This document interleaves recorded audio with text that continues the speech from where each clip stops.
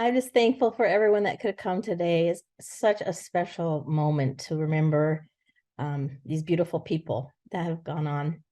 And last year I did this for the other reunion, and for weeks I just lived in awe of these people that I got to read about their lives, and really amazing. A cloud of witnesses is what came to my mind.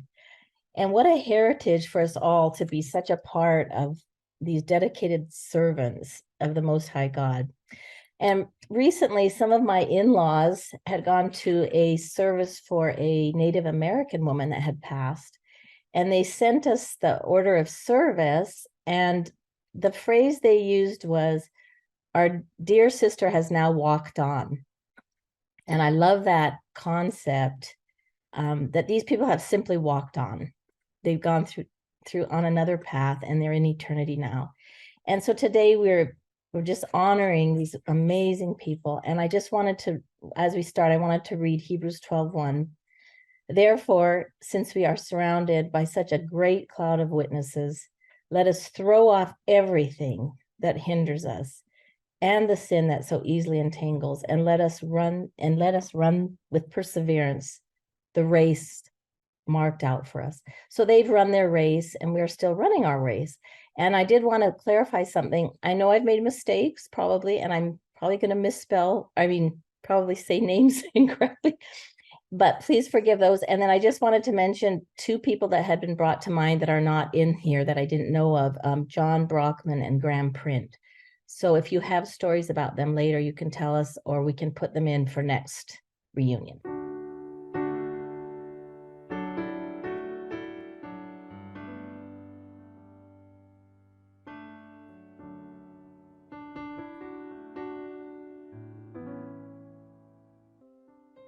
Eternal, caring God, we've just remembered and shared the lives of many dear friends and colleagues. Some of them have family members with us today who blessed us and Pakistan through them. We are so grateful. As we now face our futures, may the faithful obedience of those departed enhance our joy and faithfulness in our service of our Lord Jesus Christ. In that name that is above all names, we pray. Amen.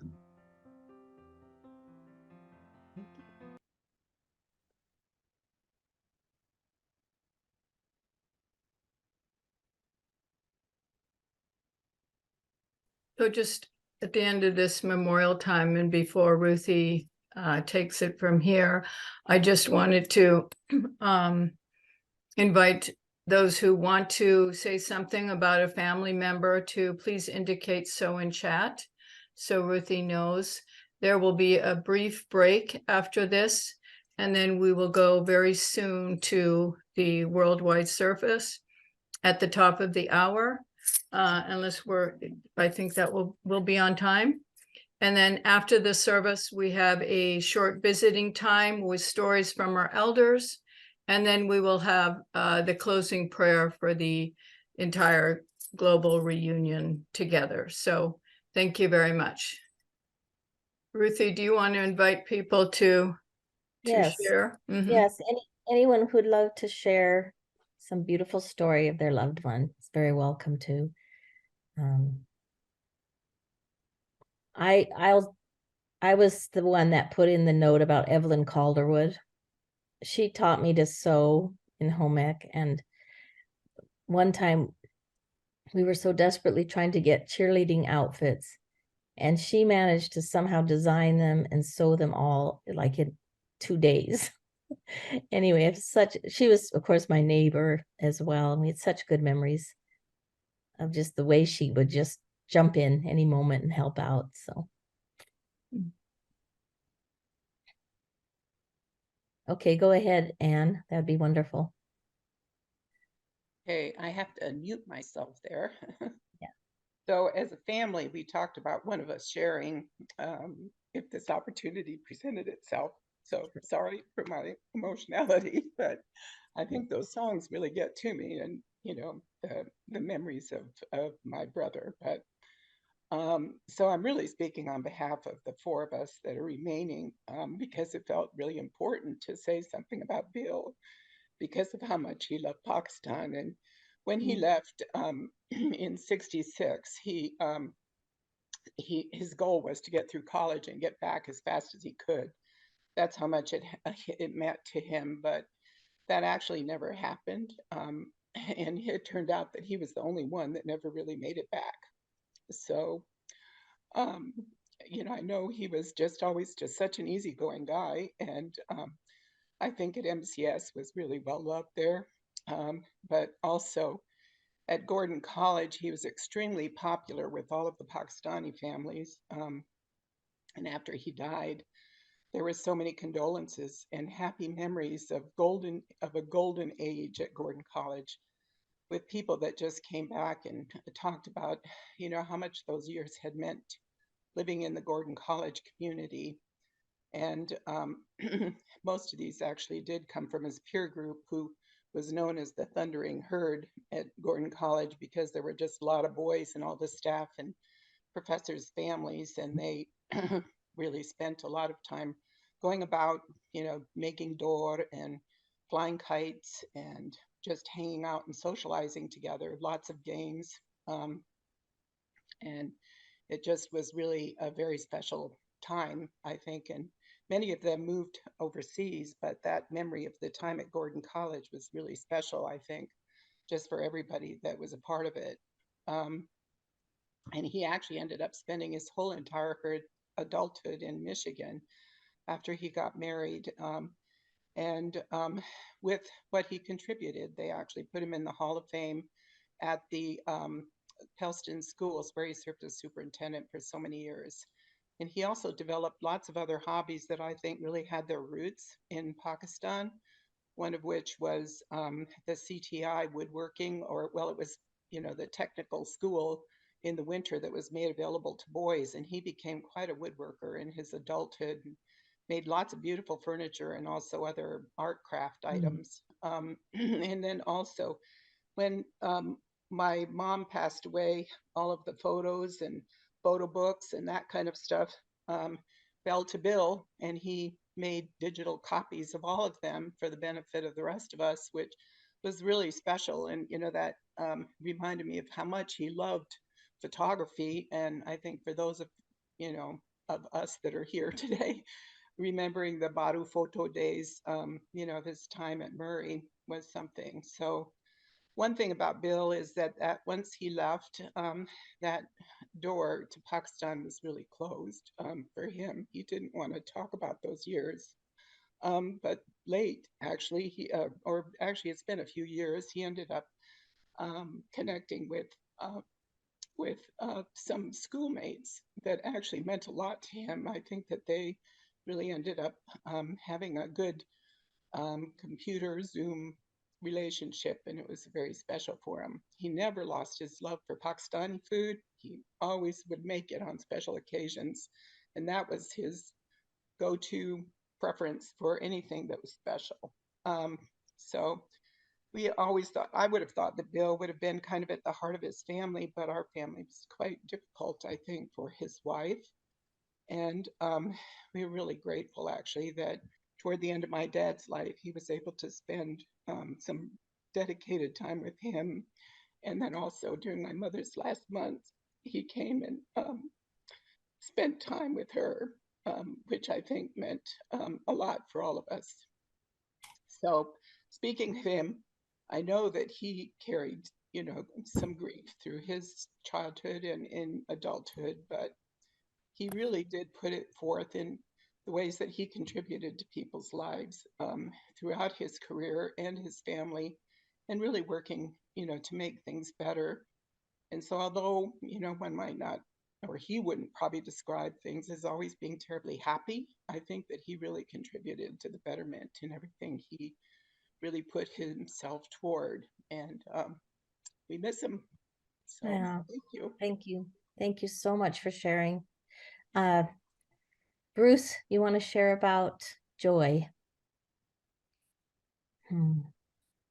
Yes, if I could just briefly share my sister Joy, her passion was sharing the love of Jesus with others.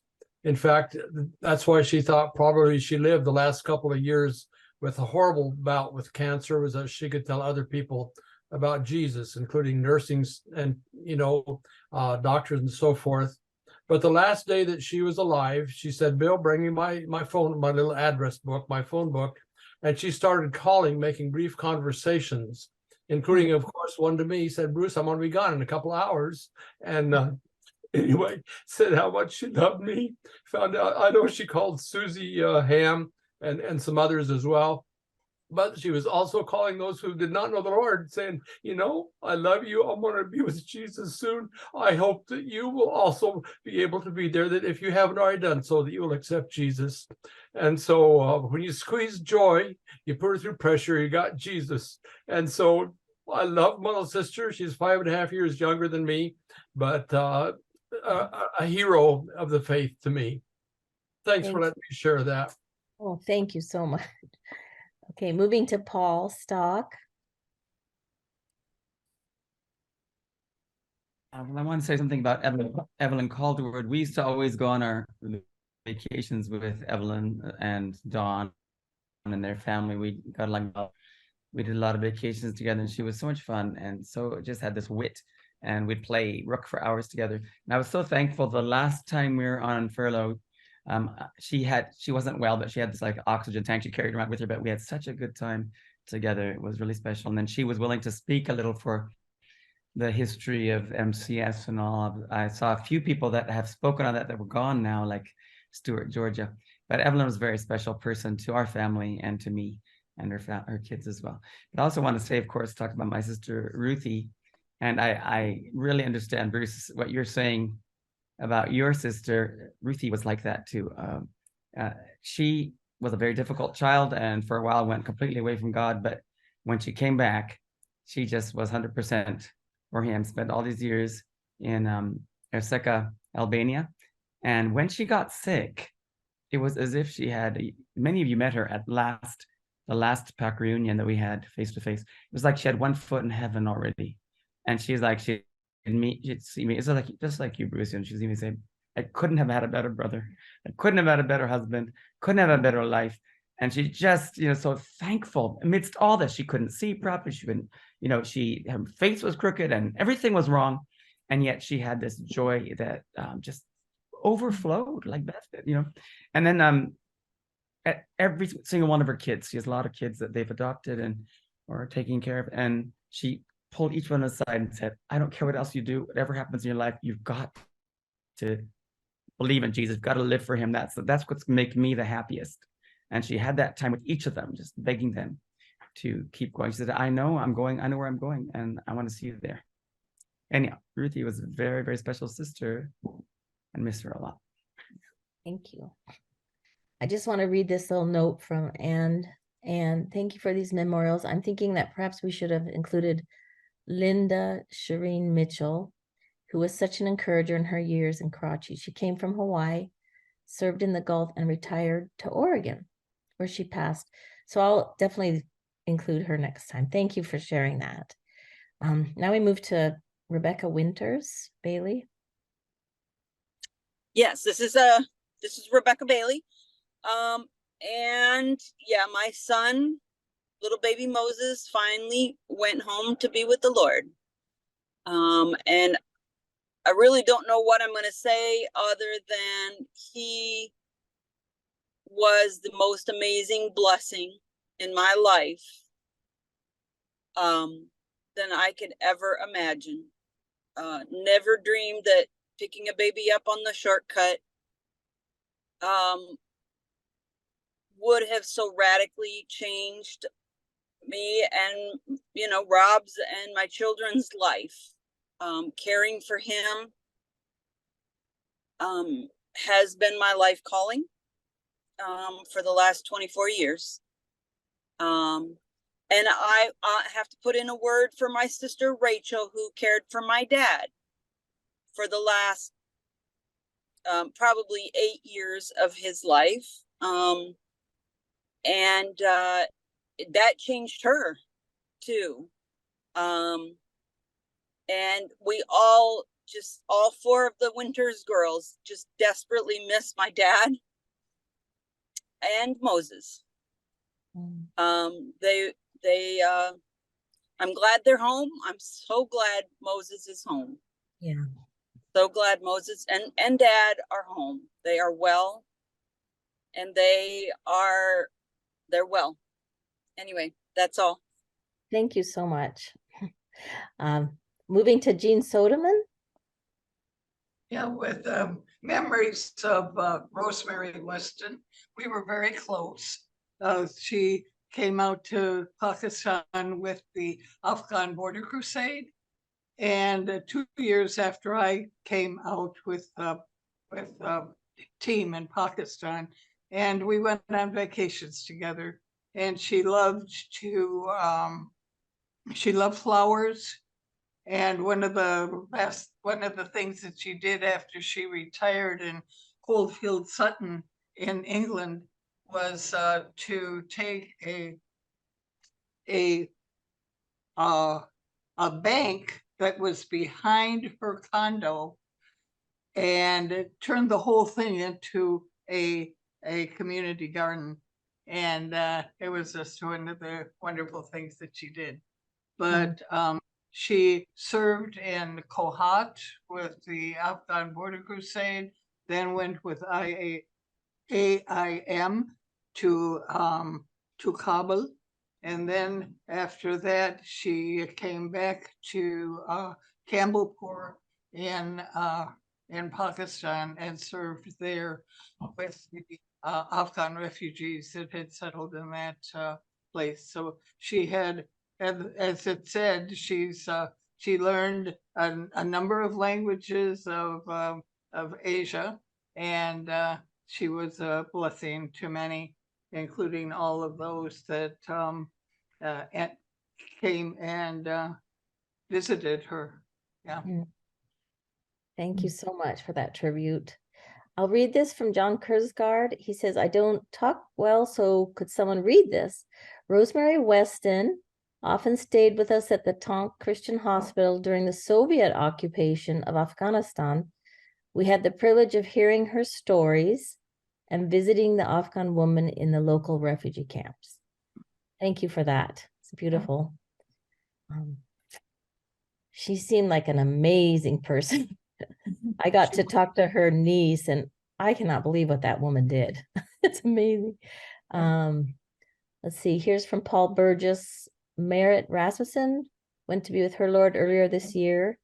She came from Norway to work with the Assemblies of God in Lahore, and later took over Running Hill Lodge. Upon retirement, she kept coming back to encourage work in the northern regions. So there's another person we forgot. Okay. So thank you for that. Let's see. Was Barbara Wilson, this is from Anne, was Barbara Wilson mentioned last year? I don't know. With Mike, she served in Saiwal in theological education, and they brought up their children there before returning to Australia. She passed away last November. Okay.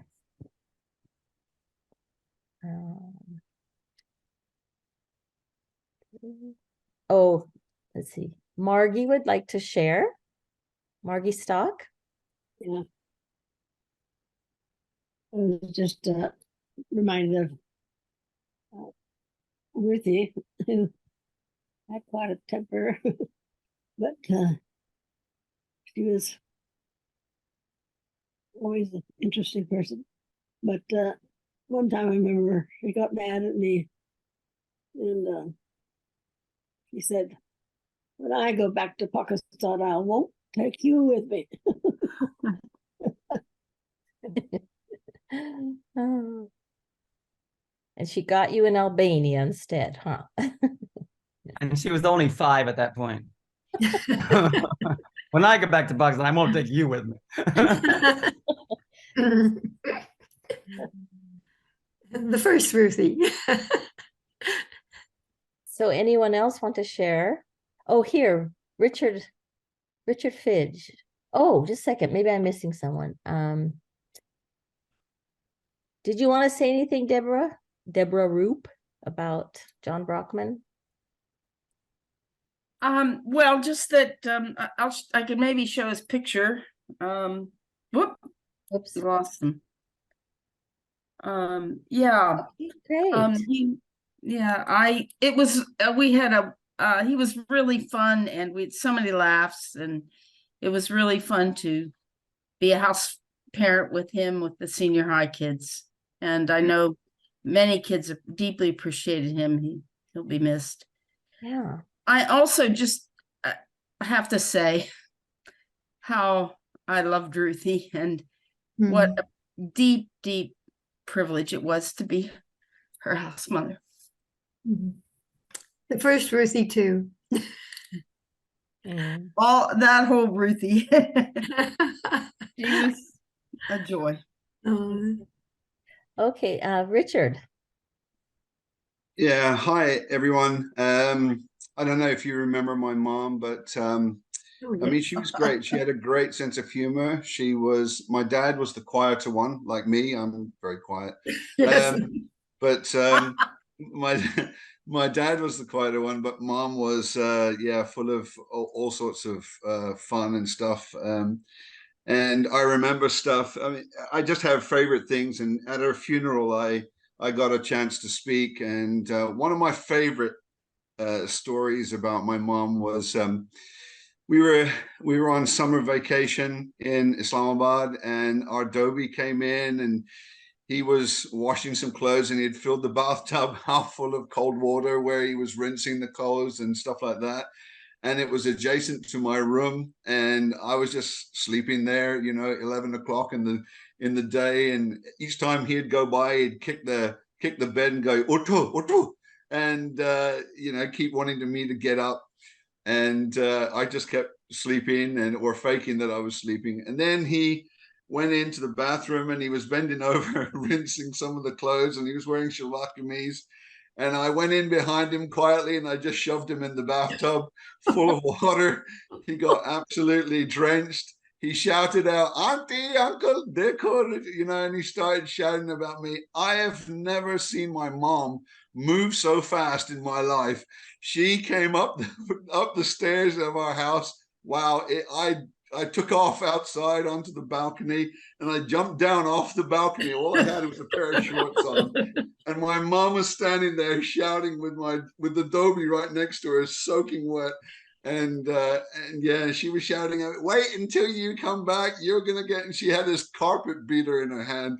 Oh wow, but she was so much fun. And just whenever she came up to Sam's home, there was just all sorts of things: the bats, the rats, the flying squirrels. She got spooked by them all, but it was great fun. She was a lovely woman. So yeah, really, really love my mom. Yeah, she's missed, but we know she's home, and that's a great thing. So I have a quick story about your mom and dad, Richard.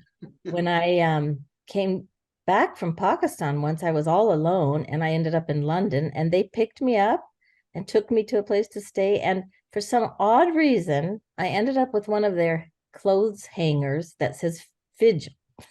Still has your name on it, and I still have the hanger. Excellent. Anyway, but they were so nice to me. I still have such good memories of them taking care of me in London. Yeah, excellent. And Ruthie, Paul, she was a lovely woman. She was a great girl. She in fourth grade, I think, she hit me over the head with a social studies book, and she basically said, "Let's hope you learn something that way." And she just took off. And yeah, she was great. She was so much fun. And yeah, I'm glad that I got a great photo of both my mom and Ruthie together. It's just fantastic. So yeah, good to know that they're home. Yeah. Hey, so is there anybody else that I'm missing? Probably someone here. May I just give it Ruthie. Oh, go ahead, Karen. Yeah, just like to give a little appreciation for the life of Blanche Talkington. What an amazing woman she was. She suffered greatly with her health. She was a tremendous support to many of us in Islamabad. And she and her husband even had a sort of a death threat because Cindy Irwin and myself were hosted by them. And but they stayed on, and she was just a tremendous woman of prayer and a tremendous supporter of those of us that went to the Protestant International Church. And when many people were leaving after the church was attacked, she and her husband came and built that church up again, and I'm so grateful to them. Thank you. Thank you. Ruthie, Yeah. I got a message all the way from Pakistan saying that somehow we forgot Mr. Addleton. Is that correct? Oh, That he was was last year. Yeah, we did him last year. Yeah. Mhm. We had a memorial for him last year at the, our reunion. Yeah, so we didn't forget him. Okay, let's see. Okay, because Jonathan's message, I know Jonathan has the year wrong, but he said his father passed in, I thought 2020, must be 2022 then. Right. Okay, so he was remembered at the last reunion. Yeah. Thank you very much. Okay. Mhm. Can I just say something about Janet? Janet walked her mom, Grace Pittman. Grace was the reason that I ended up in Pakistan. She was also a Westmont grad and got a letter from Westmont talking about this summer missions program. At the same time as she got a letter from Chuck Robb, she stapled them together and sent it back to Chuck to say, this might be your answer. But I've always been thankful to Grace Pittman for getting me to Pakistan. Yeah. I didn't realize she did the same route as me. I went to Westmont, then I went to Fuller, and she went to Westmont and then to Fuller. Yeah. I that's never know interesting. that. Yeah. Okay, Marilyn, your turn. So this is about Grace. Grace, I don't know if a lot of people knew, but Grace Pittman in Karachi, she started this group, singing group, and it was called the Seven Teens. The Seven Teens, they were all 17, I think, but they were also 7 of them. And they were from KAS, from Karachi American School. And she significantly impacted that entire group. She significantly impacted their faith. So fast forward to, I was living in Cairo, Egypt, and I had only been there a couple of weeks, and I called up this woman about a Bible study, and she was Catholic, and she was leading this Bible study. And we got to talking, and she said, you sound so familiar. And we figured out that we had both lived in Pakistan. Well, it turned out that she came to know God through Grace Pittman. And she said, it was an amazing group. She said, she said, there was no preaching, there was nothing. We just had fun. But both she and her sister and the entire family came to this really vibrant faith in Christ. It was just a really wonderful story. It's wonderful. Oh. Okay, Ruthie, we are the time clock is ticking. time? Okay, could One we just more, one more. Joanna Williams? One more, yes. Okay. Joanna. Briefly, Joanna. Is she there? She unmuted. Oh. Did she unmute? Yes, I'm unmuting. I am so Okay. sorry. I'm so sorry. I'm all huddled up in my little scarf here. I can't seem to get warm.